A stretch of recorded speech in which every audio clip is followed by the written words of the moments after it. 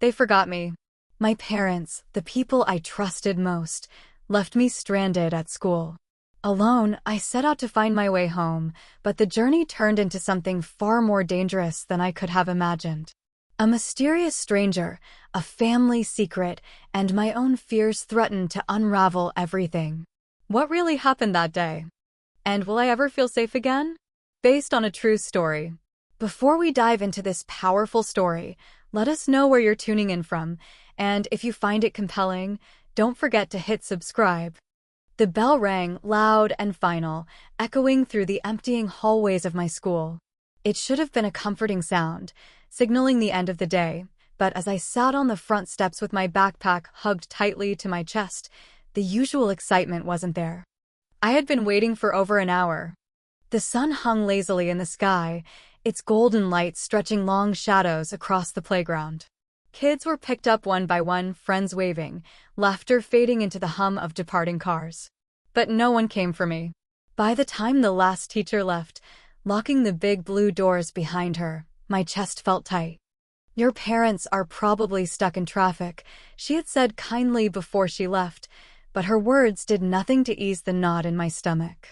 I pulled out the picture I had drawn that morning, a family portrait with big, colorful hearts. It was crumpled now, smudged by my fingers as I waited and waited. My parents were always busy, but they had never forgotten me like this before.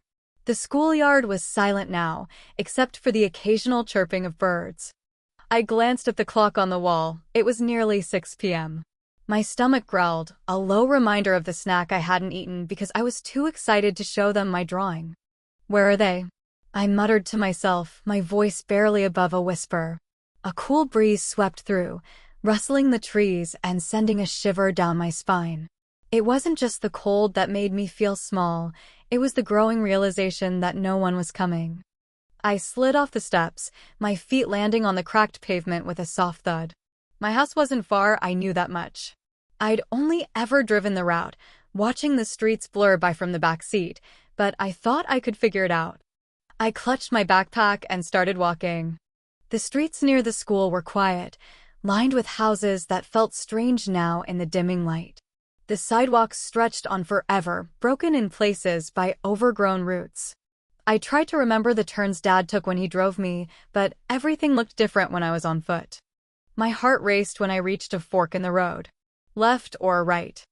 I hesitated, chewing on my lip. My instinct said right, so I followed it, my sneakers scuffing against the pavement. The further I walked, the heavier my backpack seemed, and the quieter the streets grew. I kept telling myself they'd realize soon, they'd come looking for me. Any second now, I'd hear their car pull up behind me. But the road stayed empty. I stopped to rest under a streetlight, the orange glow flickering weakly above me. My fingers grazed the edge of my backpack as I opened it, searching for comfort in the familiar. That's when I found it, the torn photo. It was a corner of a family picture, ripped at the edges, the faces faded like it had been folded too many times. My heart twisted as I stared at it, the image barely recognizable. I didn't remember putting it in my bag. Why was it there? I slipped the photo into my pocket and stood up, brushing the dirt from my knees. The light was fading fast now, and the shadows seemed to stretch farther, swallowing the edges of the street. I had to keep moving. The air grew colder as I turned onto another street, this one lined with trees that rustled in the wind. My steps quickened, my chest tightening with each passing second. The growing darkness pressed against me, and for the first time, I let myself whisper the truth out loud. They forgot me. Saying it made it real, and my throat burned as tears threatened to spill. But I didn't cry. Not yet. Instead, I squared my shoulders and took another step forward. I didn't know where I was going exactly, but I knew one thing. I had to get home. The road stretched before me, long and quiet, the houses on either side growing farther apart. The sky above was painted with streaks of orange and purple, but the beauty of the sunset didn't comfort me. All it meant was that night was coming and fast. I glanced over my shoulder. Still no sign of my parents' car. No headlights cutting through the growing shadows. It was just me, the sound of my own footsteps, and the occasional rustle of leaves carried by the wind. The last familiar landmark had disappeared a few streets back. I was officially lost. My stomach churned, not just from hunger, but from the weight of my fear. What if I went the wrong way? What if I never made it home? The thought sent a shiver down my spine, and I hugged my backpack closer to my chest, as if it could somehow shield me from the dark. This is fine, I told myself, trying to keep my voice steady. I'll figure it out. The words felt hollow, even to me. I kept walking, the sidewalk beneath me cracked and uneven. One step caught on a jagged piece of pavement, and I stumbled forward, scraping my hand on the rough concrete. Ow! I hissed, pulling my hand back to inspect the damage. Blood welled up in a thin line across my palm. I wiped it against my jeans, fighting back tears. A low growl of thunder rumbled in the distance. I looked up, my chest tightening. The sky, once streaked with warm colors, had turned an angry shade of gray. The wind picked up, carrying the scent of rain. Great, I muttered. Just great. I quickened my pace, hoping to find a shortcut or a familiar sign. The houses on the street looked older, their windows dark and uninviting. Some were hidden behind fences, others cloaked in shadowy overgrowth. I kept my eyes on the road ahead, trying to ignore the way the wind seemed to whisper through the trees. When I reached the edge of the block, I stopped. A metal fence stretched across the path, its gate locked with a heavy chain. Behind it, the road seemed to slope downward, disappearing into a grove of trees. I could turn back, but my gut told me this was the way. Climbing the fence wasn't easy with my backpack pulling me down. My scraped hand throbbed as I gripped the cold metal, hoisting myself up. By the time I landed on the other side, my arms were shaking. The grove was darker than the street. The trees leaned in close, their branches tangled above like a net, blocking what little light was left. I hesitated at the edge, my heart pounding in my chest. It's just trees, I whispered. Nothing to be scared of. But the shadows between the trunks seemed to move, shifting and stretching with every gust of wind. I took a deep breath and stepped forward.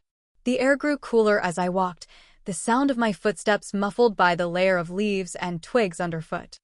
I kept my eyes on the faint outline of the path ahead, trying not to think about what might be hiding in the darkness. Every snap of a branch made me jump. My mind raced with possibilities. Was it an animal? A person? Something worse? Stop it, I told myself firmly. You're fine. But I wasn't fine. The trees pressed closer, their trunks looming like silent watchers. I couldn't shake the feeling that I wasn't alone. Suddenly, I heard it, a rustling noise, faint but deliberate, somewhere to my left. I froze, my breath catching in my throat. Hello? I called out, my voice trembling. The rustling stopped. I waited, every muscle in my body tense, but nothing happened. Swallowing hard, I forced myself to keep moving, my steps quicker now. That's when I saw the light.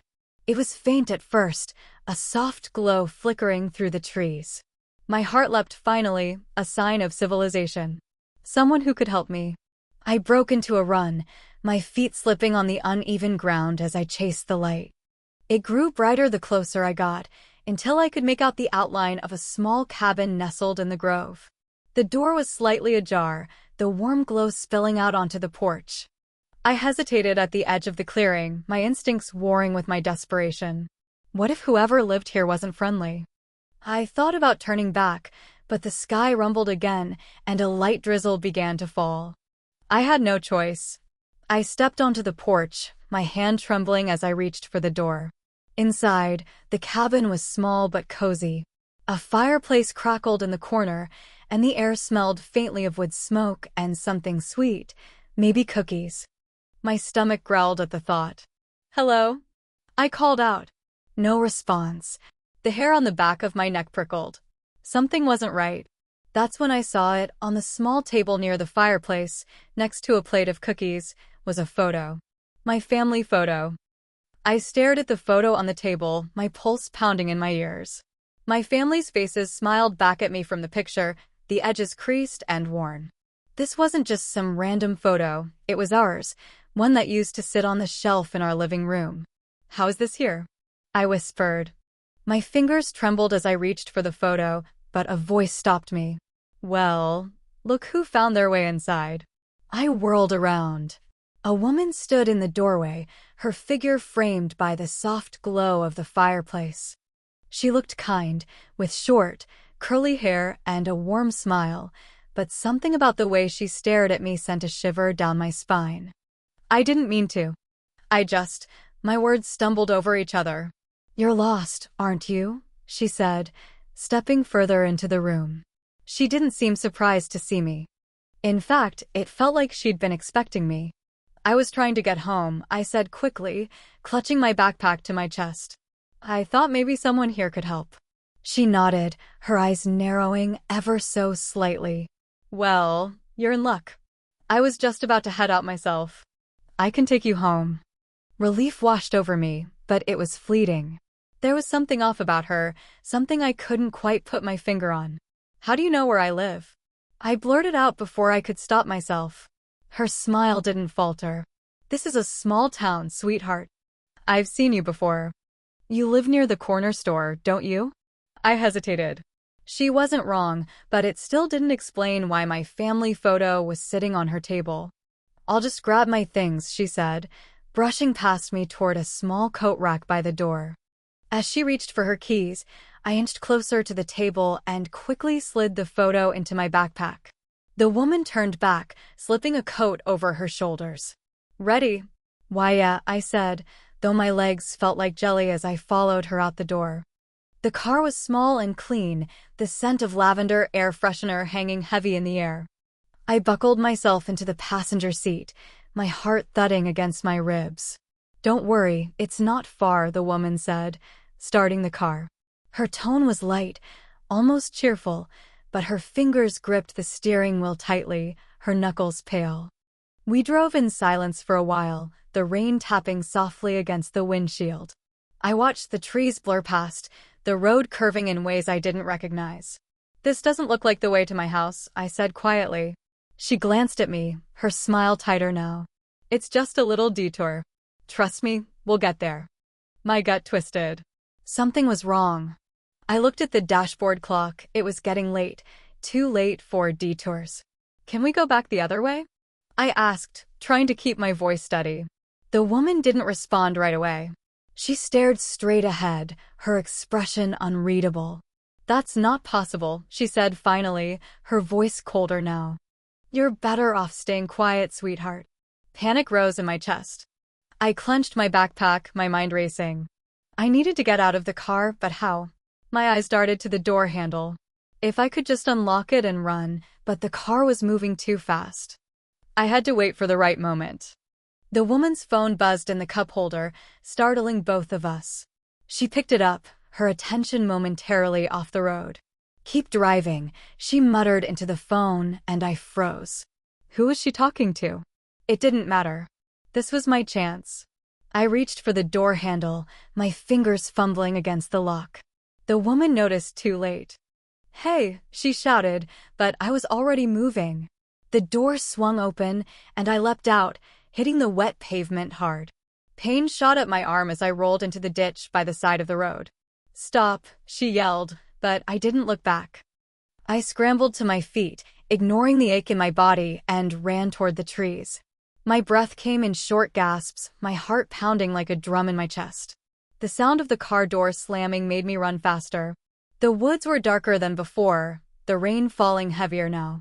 Branches whipped at my face and arms as I pushed through, desperate to put as much distance as possible between me and the woman. I didn't stop running until my legs gave out. Collapsing against a tree, I tried to catch my breath, my chest burning. What was she going to do to me? Why did she have my photo? I pulled the picture out of my backpack, the edges damp from the rain. Staring at it now, I noticed something I hadn't before, a note scrawled on the back in hurried handwriting. "Keep her safe at all costs." The note burned in my hands, the words, "keep her safe at all costs," repeating in my mind like a broken record. My parents had written this. I was sure of it. But why was it with that woman? Rain dripped from the edges of my backpack as I shoved the photo back inside, my hands trembling. My heart pounded in my chest, both from the run and from the questions swirling in my head. My parents forgot me, didn't they? I couldn't think about it now. The woman was still out there.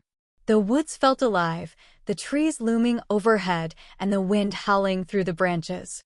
Every snapping twig made me flinch, convinced she was coming after me. I pressed forward, my sneakers squelching in the mud. The rain was heavier now, soaking through my jacket and plastering my hair to my face. My legs ached with every step, but stopping wasn't an option. The faint sound of footsteps made my breath hitch. They were distant but steady, moving through the trees behind me. I froze, crouching behind a cluster of bushes. My heart thudded painfully as I strained to listen. The footsteps stopped. Had she seen me? My pulse roared in my ears as I clutched my backpack tighter. I bit my lip to keep from making a sound, the taste of rainwater sharp on my tongue. Then I heard it, a voice low and urgent. Amara. My blood turned cold. It was a man's voice, but I didn't recognize it. Who else was looking for me? I pressed myself deeper into the bushes, the wet leaves clinging to my clothes. If I stayed hidden, maybe they'd go away. Maybe. Amara, it's me. The voice called again, closer this time. It's Dad. My heart leapt at the word. Dad? I peeked through the branches, my breath catching as I saw the figure moving toward me. It was hard to tell in the rain and darkness, but the shape was familiar, the broad shoulders, the hurried steps. Dad? I whispered, barely loud enough to hear myself. The figure stopped, turning toward me. Amara, it's me. Relief flooded through me, so overwhelming I thought my knees might give out. I stumbled out from my hiding place, tears mixing with the rain as I ran toward him. He caught me in his arms, his jacket cold and damp, but his hold warm and strong. I've been looking everywhere for you, he said, his voice shaking. I thought you forgot me, I choked out, my words tumbling over themselves. I thought you weren't coming. He pulled back, his hands on my shoulders. We would never forget you, Amara. Never. I wanted to believe him, but the memory of waiting alone on the school steps still lingered, sharp and painful. Then why didn't you come?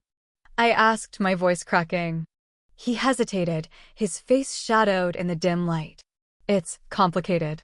But I promise I'll explain everything once we're safe. Safe. The word hung in the air, heavy with meaning. Is she still out here? I asked, my voice trembling. He nodded grimly. Yes, but we need to move fast. Come on. We moved quickly through the woods, his larger strides forcing me to almost run to keep up. The rain had let up, but the ground was still slick, and I nearly lost my balance more than once. Who is she? I finally asked, my curiosity breaking through my fear. Why does she have our photo? He didn't answer right away, his jaw tightening. She used to be a friend of your mom's, he said eventually. But something happened. She thought we owed her something, and when we didn't give her what she wanted. What did she want? He glanced down at me, his eyes filled with something I couldn't quite place, guilt, maybe, or regret. She wanted you, Amara. She thought taking you would force us to give in. My stomach twisted. Why me? Because she knew how much we love you, he said simply. We reached the edge of the woods, the trees thinning to reveal an empty stretch of road. Relief washed over me at the sight of something familiar. There's a car waiting just up ahead, Dad said, taking my hand. As we stepped onto the road, headlights appeared in the distance. A car was approaching fast, its engine roaring through the quiet. Is that? It's her, Dad said, his grip on my hand tightening. The car swerved to a stop a few yards ahead, the driver's side door flying open. The woman stepped out, her face set in a mask of determination. You can't run forever, she shouted, her voice carrying over the wind. Stay behind me, Dad said, his voice firm. But before he could say more, the sound of another car filled the air. It was Mom. The woman froze as the second car screeched to a stop, and my mom stepped out, her eyes blazing with fury. This ends now, Mom said, her voice steady. The air was electric, crackling with tension as my mom stepped out of the car. She didn't look scared. She didn't look unsure.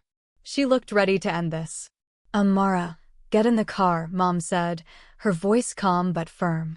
I hesitated, looking between her and Dad, who stood protectively in front of me. It's okay, Dad said, glancing back at me.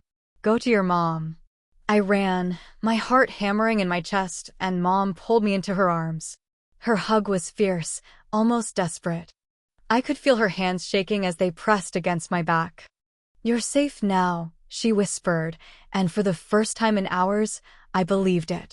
Behind us, the woman, the stranger, watched with a mix of anger and desperation in her eyes. She took a step toward us, her hands trembling at her sides. "You can't keep running from this," she shouted. "You know what you owe me. You promised." "We don't owe you anything, Eloise," Mom said sharply, her voice cutting through the night like a blade.